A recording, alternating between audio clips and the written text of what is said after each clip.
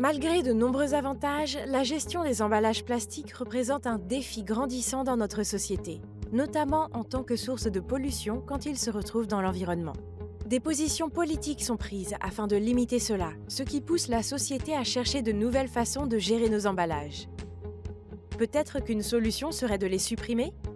Eh bien, ce n'est pas si simple.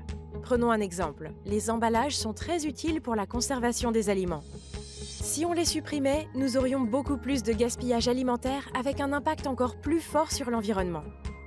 Mais alors, comment répondre aux attentes sociales fortes et proposer des solutions performantes et durables? Eh bien, c'est là que la cellulose rentre en jeu. C'est l'un des matériaux les plus disponibles dans la nature.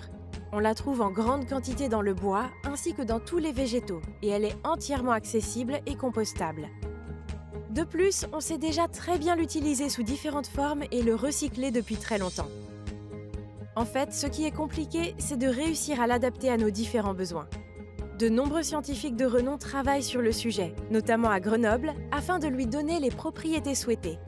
On a parfois besoin de transparence, d'une forme bien spécifique ou encore d'une excellente résistance à l'eau. Afin de résoudre ces problématiques et d'augmenter les performances de la cellulose, la Fondation Grenoble INP a lancé la chaire d'excellence industrielle Cellulose Valley, hébergée au LGP2 et à Grenoble INP Pagora. Elle est composée de toute la chaîne de valeur. Les experts en cellulose, transformateurs et producteurs d'emballage, des utilisateurs finaux, mais également de gestionnaires de l'économie circulaire.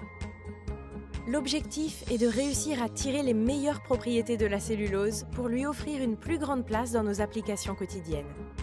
La chaire travaille sur des innovations long terme portées par des thèses et des chercheurs, mais également court terme avec au total plus de 30 projets de fin d'études en master, ainsi que des projets proposés aux écoles partenaires. En conclusion, la cellulose est un moyen durable pour nous permettre de combiner à la fois l'économie issue de la nature et l'économie circulaire. Si vous souhaitez en savoir plus, n'hésitez pas à suivre notre actualité.